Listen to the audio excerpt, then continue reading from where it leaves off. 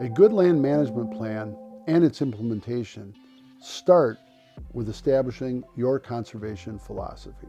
Do you seek assistance in implementing effective land management practices and other projects on your property? Are you open to a mutually beneficial arrangement where you trade land access for valuable help? At Sharing the Land, we specialize in connecting you with conservation-minded individuals whose expertise and helping hands can significantly contribute to achieving your short and long-term land management goals. Let us facilitate a partnership that makes land management more accessible and collaborative.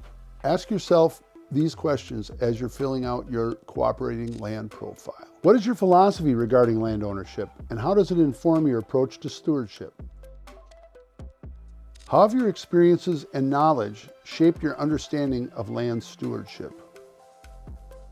What opportunities do you see in being entrusted with the stewardship of land, and how do you embrace them? What do you consider your primary responsibilities and contributions to the land under your care? What is your management plan? What projects do you need implemented on your land? How do you envision leaving a positive legacy for future generations through your stewardship of the land? You may wonder, what is a management plan? And more importantly, how can I get one? A conservation management plan is a written timeline of best management practices prescribed to improve your property. These practices are things like timber stand improvement, prescribed burning, tree, shrub planting, seeding. The plan will be broken down into manageable units of similar vegetation. Each unit will have a current description of vegetation, desired vegetation, and focus species that will benefit from the management written into the plan. There are many resources available for developing a management plan, and Sharing Land will help connect you with those resources. So landowners should also just develop a list of basic projects around the property they have. Those are the kind of projects it's just great to have other people to help you with. Picking stuff up, checking on trails, small repairs, just anything an extra pair of hands will help with. A common question from landowners is, if I sign up for Sharing Land, do I have to grant unlimited access? And the answer is no. This is entirely up to the landowner to decide what they are willing to make available, and then what their expectations would be in exchange for that access. Then, working with the access seeker, you figure out what works for both of you. You cooperate, you develop an idea, you develop a relationship, and go from there. What process should a landowner use when choosing cooperators? 1. Review the conservation resumes of access seekers suggested to you.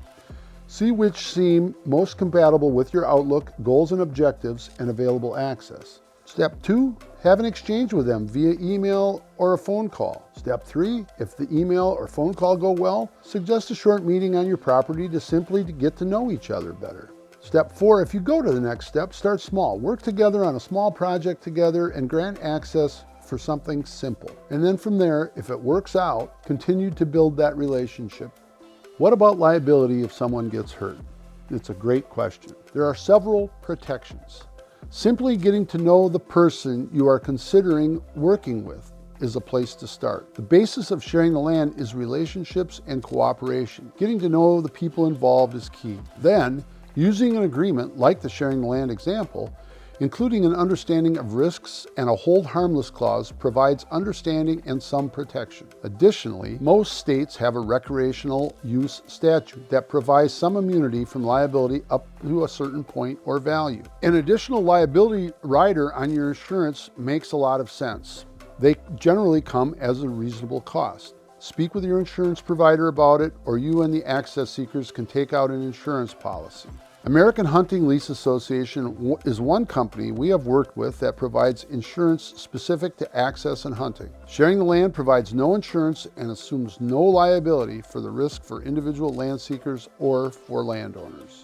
A landowner may ask, how can I be sure that the access seeker is going to do the work that they promised they would? Be sure the agreement is clear about work expectations and access exchanged. Starting small and building the relationship is the best way to be sure everyone holds up their end of the deal.